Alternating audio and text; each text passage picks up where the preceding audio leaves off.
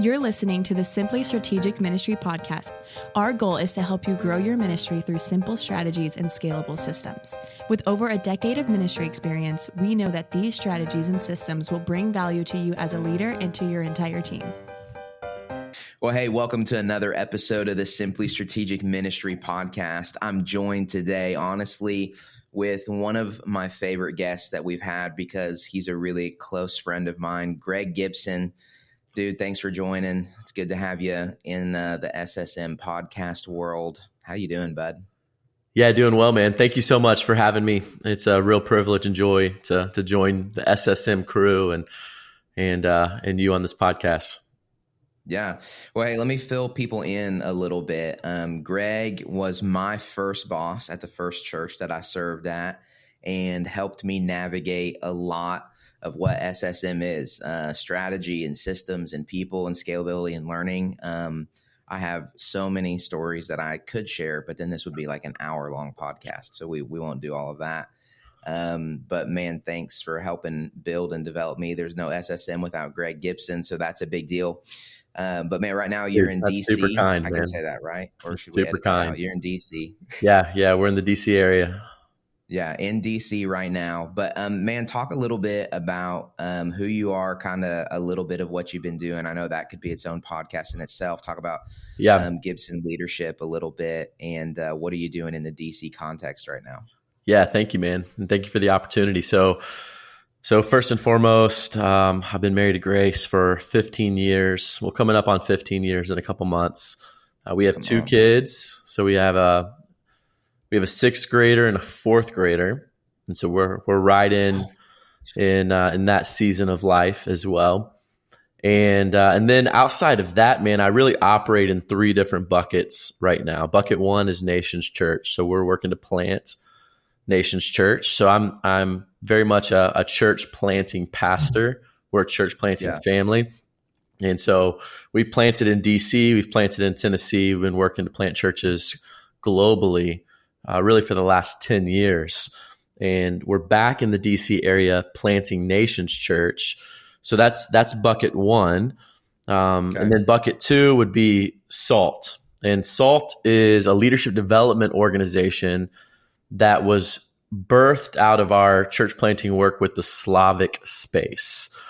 And so in 2019, I was asked to go to Ukraine, of all places, to assess a church planter. At the time I was leading assessments for a kind of mid-America, kind of mid-East Coast church planting organization that planted churches up I-95 from like DC to New York City to Baltimore and kind of everything in between, right? From Philly to Delaware.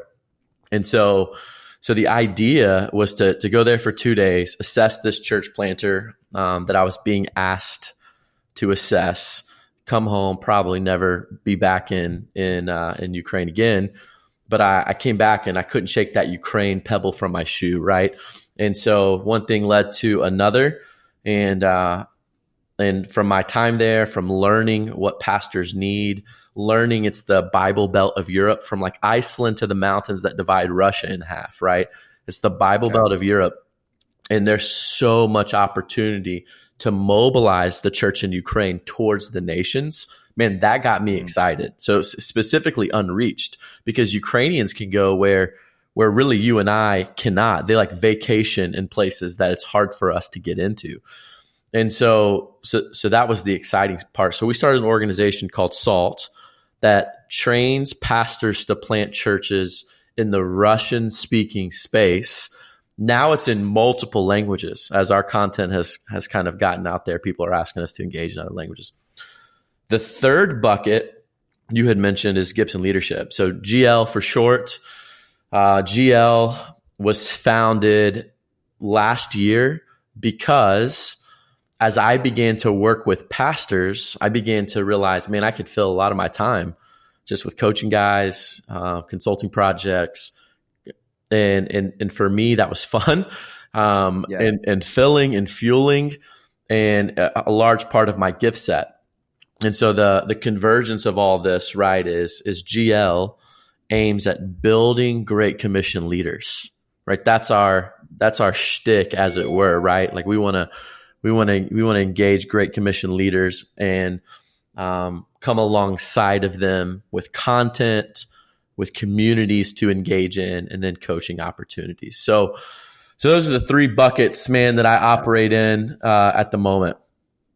Yeah, no, that's so good. I think in the intro, one of the things I should have said is you're not only, and I do say this about you consistently, by the way, you're not only one of the best leaders, if not the best leader that I know, but you are one of the most active leaders that I know. Your ability to juggle so many different things. And it's not even, I don't want to say juggle, because you don't really juggle. Like everything gets your attention. You've always impressed me, which that means nothing because, I'm nobody, but you've always impressed me with your ability to have things that you're looking at, and your ability to have systems and to do scale makes you perfect for our community. So I'm glad you're joining the podcast.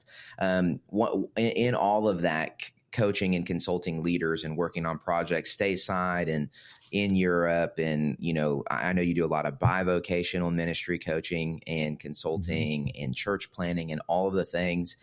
Dude, you're around leaders all the time, 24/7. And one of my core memories, first memories about working for you was sitting in that old dungy office. I don't know if you remember that first one you had, where you had the whiteboard painted on the wall. And we had just wrapped up a next gen staff meeting, and people were kind of trickling out. And I was still an intern at the time. I wasn't actually on staff. I was just there getting some college hours. And you said something to me just in the context. I don't know if I was asking questions or whatever, but you just said, "Hey man, as a leader, you always got to be growing, because if you're not growing, then you're going to get outgrown and outpaced, and everyone's going to notice. So make sure you're always growing."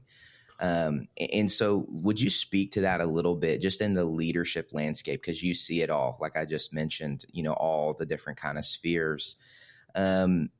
Where do people need to be growing the most in their leadership? Like, as you just kind of survey, you're having a lot of these conversations. Is there any kind of common denominator that sticks out for you? It's like, hey, we really need to grow our leadership in this area.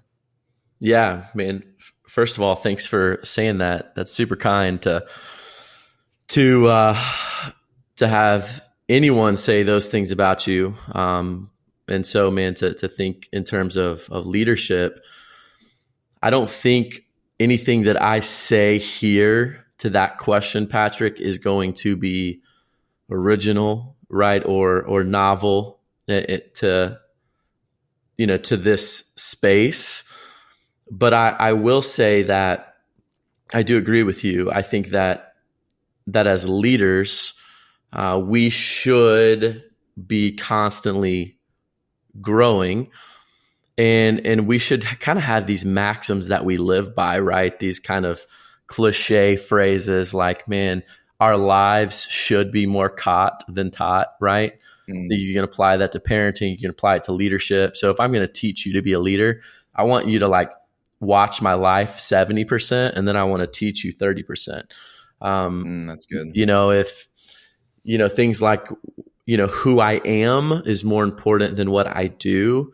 And so I often think like leadership, the idea of leadership is almost like an insufficient diet, right? So if we, and I'm starting to hear more like leadership thought and leadership resources and leadership context come to the forefront of this like robust, holistic idea of leadership. But so much is more like productivity driven, pop psych driven. If you're at A and you do these things, you're going to get B. If you're here and you're working on these systems and you put this stuff in, then you're going to get these outcomes, right? And so for me, leadership is those maxims, right? It is more about who we are, and it's less about the titles we have, the accomplishments we have, the degrees on our wall, what's in our bank account. And it does become like the product of our lives, because, good leaders can build things, but great leaders, like their life is their business card, right? Like who they are is, says more about them than like their CV or their resume. And I think that's that's the space in leadership that I want to give my attention to, my time to, my resources to, that I want to develop leaders towards, is really asking this question: what does it mean to be a healthy leader, so that we can reproduce more healthy leaders? And specifically towards this idea of, being faithful and obedient to the Great Commission. Yeah, dude, that's so good. That wrecked me a little bit. I'm processing some of that still.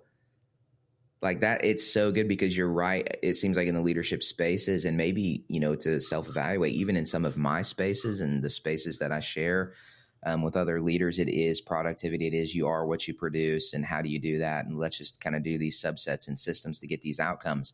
But really, you're kind of pushing towards, if leadership is it's you and who you are and your life, and then the outcome of that, then health is super important, because then good leadership becomes about being a healthy leader. And you just said that. So I guess let me ask this. I mean, define the terms for us. For you, man, what is a healthy leader? Like what does healthy leadership look like? Yeah, so defining terms is so important. So for me, leadership, we'll kind of define it this way. And this is off, kind of the cuff here. And so we've heard like leadership defined as influence. We've heard terms like, hey, if you're a leader, look around, see who's following you. But I do think there is a definition of leadership that I love, and I want to lean into here. And it's kind of clunky, but it goes something like this. It's like a leader is someone who can take, right, and fill in the blank here, themselves, a person, a team, a church, an organization, a business, or a movement to a next position, right? And has the ability to get them there. So to kind of clean that up, I think for me, a leader is someone who knows where people need to go and has the ability to take them there. A leader is someone who knows where themselves need to go, where you need to go, right? And has the ability to take yourself there. A leader is someone who knows where their team or their church or whatever need to go, and then has the ability to get them there. So you're talking A to B stuff, and someone who can kind of walk through these different rungs of leadership, as it were, right? Yeah. So I'm going to lead myself first. I'm going to lead others second. I'm going to lead teams third. I'm going to lead, churches fourth, ministries, whatever, organizations. And then I think apex leadership is movement leadership. Very few of us get there, but I think that's the trajectory, right? Of like, if we are going to define leadership, I think it starts with self-leadership. Then we move to others. Then we can scale out from there all the way to the apex of leadership, which is movement. So that's how I would define leadership first. Okay. Then as I define healthy leadership, man, I think healthy leadership is, and there's so many ways to define it, but for me, I've tried to define it in 4 easy steps, right? Okay. It's, and we're going to apply this first to kind of the first rung of leadership, the ability to lead yourself, right? Okay. So the first thing that I want to do is I want to learn myself. So I'm learning my strengths, I'm learning my weaknesses, I'm learning my growth areas. I might have an assessment report, development plan. I know kind of my giftings, and so therefore I know then how to say yes or no to the assignments I need to say yes to, right? So this learn yourself idea. The kind of the next step would be then I'm going to lead myself. So I'm going to create some definition around what I'm doing, how I'm doing it, why I'm motivated to do it, when am I successful at doing it? And then if I kind of go below the y-axis here, so if you're thinking in quadrants, I'm going to learn myself, I'm going to lead myself, and then I'm going to come down and manage myself. And I think that's what separates good and great in many ways. Okay.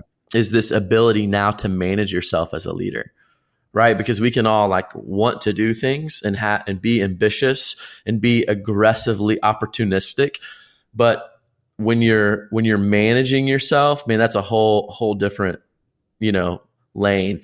And then I think, to kind of to cap it off here is directional stuff. So like, what kind of legacy am I going to lead? So, learn yourself, lead yourself, manage yourself, leave a legacy.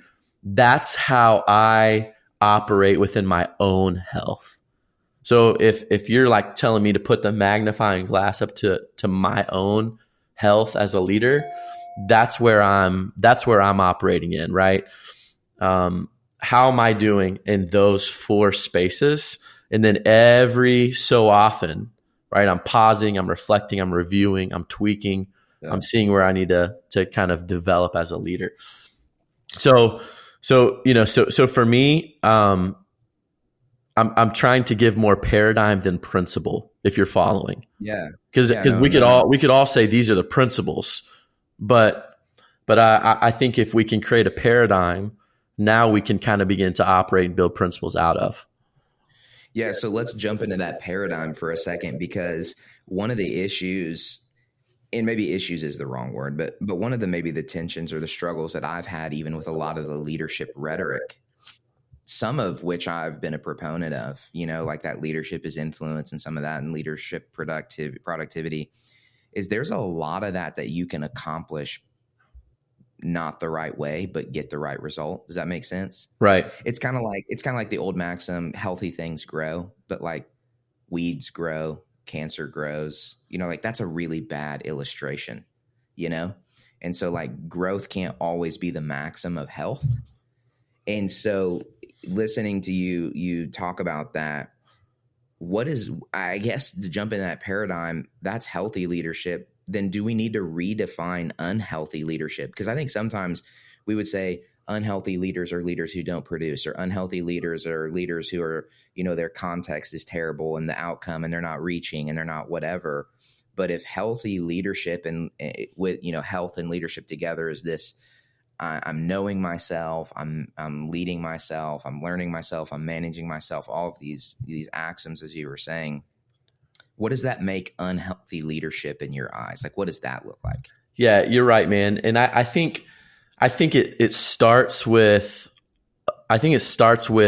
defining what we measure, right? So if we're defining our measures as like big church, big budget, lots of butts and seats, and kind of growing ministry on those types of things, then if your outcomes are hitting that, then you're going to define health that way as well. Like, yeah, we're healthy, we're hitting these outcomes, right? But if you begin to define measures towards yourself, so then what does it mean to objectively measure if you are a healthy leader or not? Right? What does it mean to objectively measure if your team is healthy or not? What does it mean to objectively measure if your culture is healthy or not? Right? And kind of for your all's sake, like, what does it mean to objectively measure if your systems are healthy or not?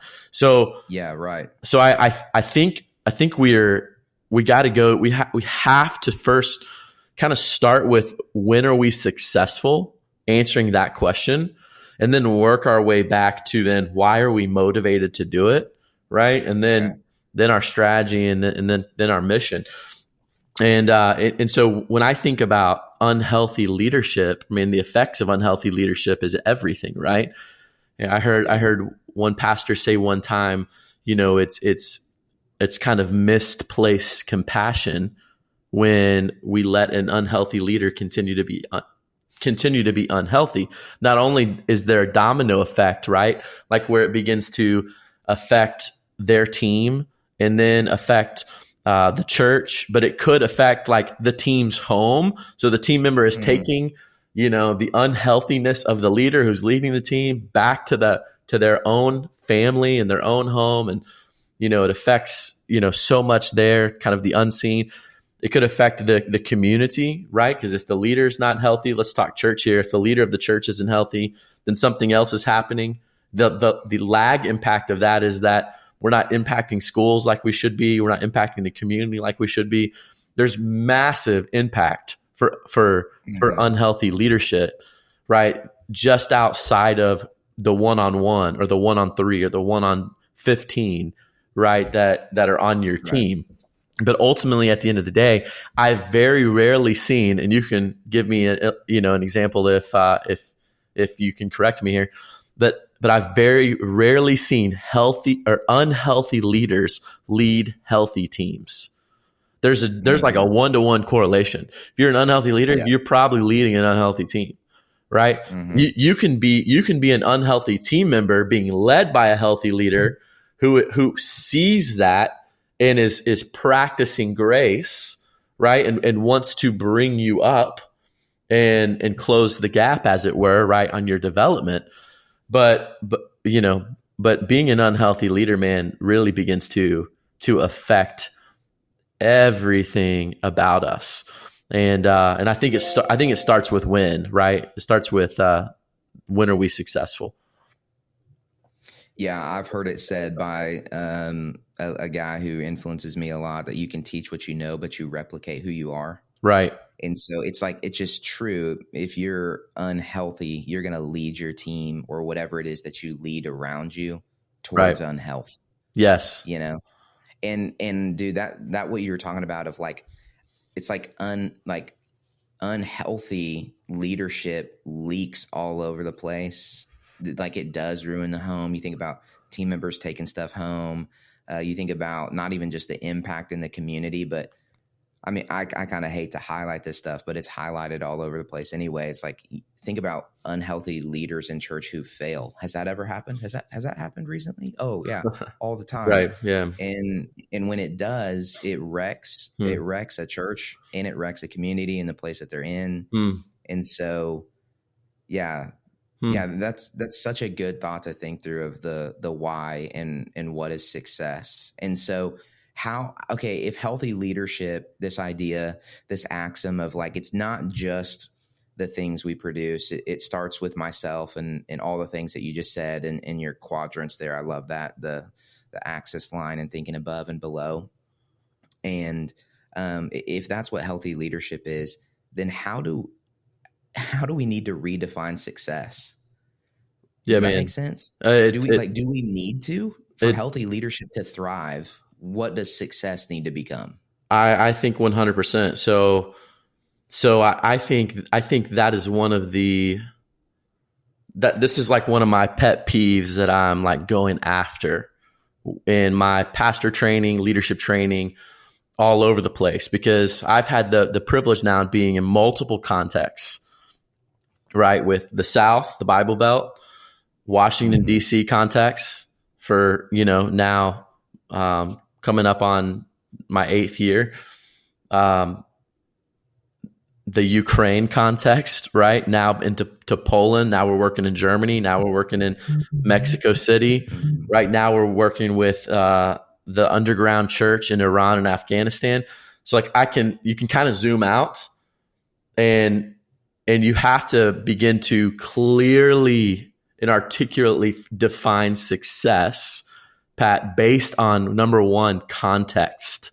Context has to define your measures. So if I'm working with a youth pastor at a mega church in Birmingham, I'm going to define success differently than if I'm working with a Sri Lankan church planter who's reaching Sri Lankans in Washington, D.C.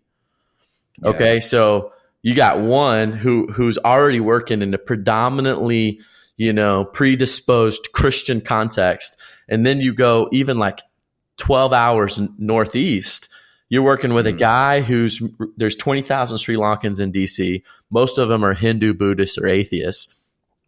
And you have to define success very differently. So I think we measure success oftentimes very broadly across the board. But I think we have to come down, boots on the ground, and we have to define success, number one, based on context. And then we have to define success, number two, based on the work, right? So like the actual work. And so, in my my training with guys, even though I said we need to start here, that's the fourth thing that we actually do, because I'm always getting guys to answer the question, what are we doing first? What's our mission? Then how are we going to do it? The how question is actually a hard question for pastors to really think through strategically. And then the why are we motivated? So this is our core values. And then when are we successful is the last question I come to before we go to where is God taking us? The fifth question. So I'm always asking those questions, even all five, man, based on context and based on the work. And I think if I'm starting to see church planting networks lean into that. So they're funding differently based on success. I'm starting to see more kind of missiological thought lean into this, to where it's not just this like, build the system, they will come, or, or whatever it might be, kind of pragmatism, but basing our work out of the context and out of the work, or the type of work is the first thing we got to do, and really the last thing we got to do when we're measuring success. Yeah. You touched on this, and then you just hit on it again, but systems can be healthy or unhealthy. And a lot of what we do at SSM, and a lot of what we do, because honestly, you pioneered a lot of that into Landon and I. But systems can be healthy, they can be unhealthy. Yeah. And we want healthy leadership. So, and that's the goal. And I agree, man, context has to be king when you're talking about success. When I'm coaching guys, I'm not trying to coach them to be like United City Youth, because they're not in a metro context. I got 39,000 students within 10 minutes of my building. So, if we have a couple hundred, that doesn't make us great. That just means we got a lot of kids around us, Right. But anyway, so could you talk to that idea for a second about some healthy systems? Because I believe that systems can deliver health if they're the right systems. And so would you just speak maybe for a minute or two personally, for yourself, like as a church planner and, as a leader, but also maybe other systems you may have seen? What are some good systems you have that help you stay healthy above and below that line, that help you manage yourself, that help you know yourself, that help you go after success in the right way, that help you understand and define your context? You kind of were hinting at one right there with the questions and identifying. But could you give our listeners some of that real tactical, just some strategy stuff on how to have healthy systems that keep you healthy? Yeah, absolutely. So the first thing I'll say is I agree with you. Strategies are so important. In fact, like we're teaching, healthy strategies and healthy systems, right? To use our word there, all over the globe. And again, but we're basing it in the right context and in the right work. So we can build robust systems, like incredible, redemptive, beautiful systems, right? For a mega church in the South, that is like awesome. That you and I would geek out about, but then we can go into is Dolbuna of Ukraine, and then ask the question, okay, how do we help Pastor Sasha Kalinsky, who pastors a 400 plus person church? They've planted, dozens and dozens of churches. They're sending multiple teams to the front lines in Ukraine, to share the gospel with thousands of soldiers. Like, how do we help that guy develop healthy systems? And so for me, I'm thinking kind of some irreducible minimums here. I'm always thinking people stewardship, financial stewardship, operational stewardship, and then basically asset stewardship or building stewardship, right? And so I'm taking that play, and then I'm going to apply it in Ukraine, or I'm going to take some of that play and help. I mentioned the Sri Lankan guy a moment ago, right? You can take that play and build out a robust system and help guys onboard hundreds of volunteers over the next 9 months or something, right? Like, man, healthy systems are amazing, right? Like the systems that we create should serve us based on the context that we're in. And so I'm all about it. But the second part of the question here is some simple strategies that are like kind of boots on the ground right now for me, man, is when it comes to leadership development. One thing that I'm constantly trying to think right now in my life, and I actually haven't even taught this yet, but is this phrase, close the gap. So what I'm trying to do is like model some things before I teach it. Like, I think we should all do that, right? But see it in me first, and then I'll right. teach it. Yeah. But it's more like, okay, does this work? You know what I mean? Like, like right now I'm running our whole SALT play to Plant Nations Church, and I'm like, oh wow, this actually works. Like, oh, good. But like this close the gap strategy for me is I want to identify someone. And let me see here. I wrote this down the other day. 1, 2, 3, 4, 5. 5 spaces. That's like 2x ahead of me.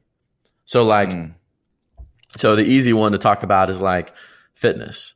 So my brother-in-law also lives in DC. He's like special forces, Marine, SOCOM guy, intelligence guy. He's the greatest, honestly. And let's my kid with him one day. Well, yeah. Anyway. So that's my idea, right? I work out with him, even if I have to pay him to work out with me. I'm working out with him because I'm doing half of what he's doing.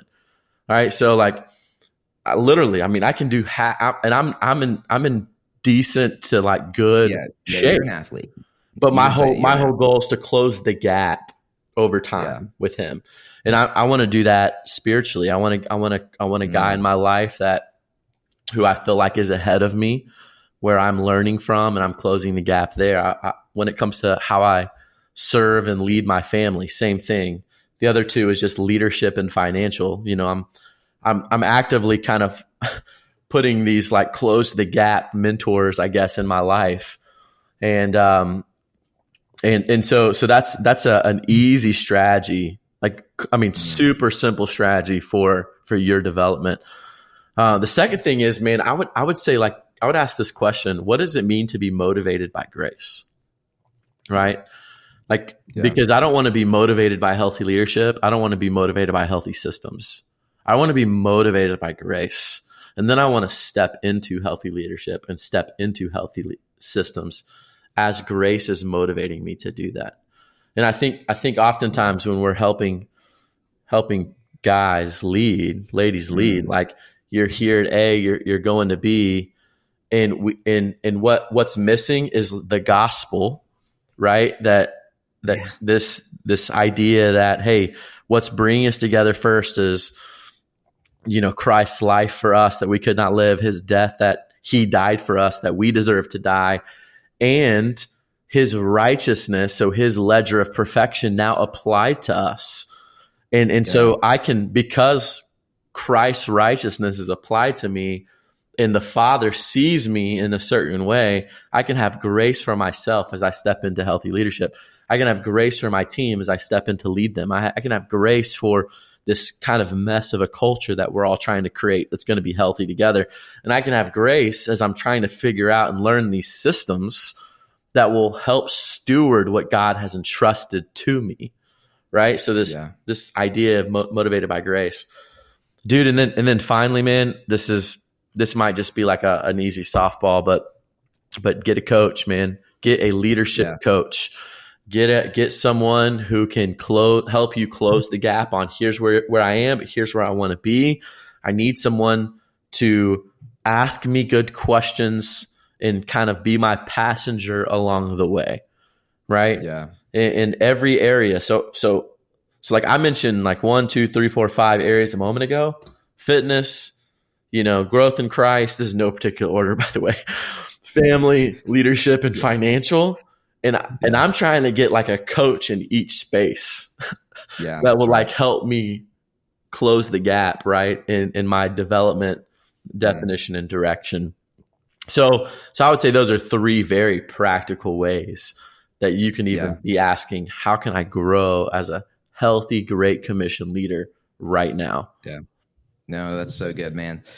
That's great. That's super practical. And man, I just echo it. I've got those. I'm trying to close the gap in some of those similar areas, and it's all through people. And hey, just here's something for free for everyone listening. One of the things Greg taught me early on is ain't nobody going to show up at your door and just say, hey, I want to make you better. You got to find that for yourself. So go knock down some doors, make some phone calls, text some people. You buy the coffee, you buy the lunch out of your own personal money. All right. And Absolutely, go find man. some people who can close the gap. Dude, you've been that for me for a long time. You've helped close the gap in a lot of my life and leadership, and you're a great friend, and dude, you're doing great stuff. So thanks for jumping on the podcast. And if you're listening to this episode or watching this episode, man, I know that Gibson Leadership can help you. Simply Strategic Ministry can help you get a coach, reach out, look at some availabilities, and close the gap on your leadership so you can lead in a healthy way. Thanks so much for listening to this episode, and we'll look forward to seeing you on the next one.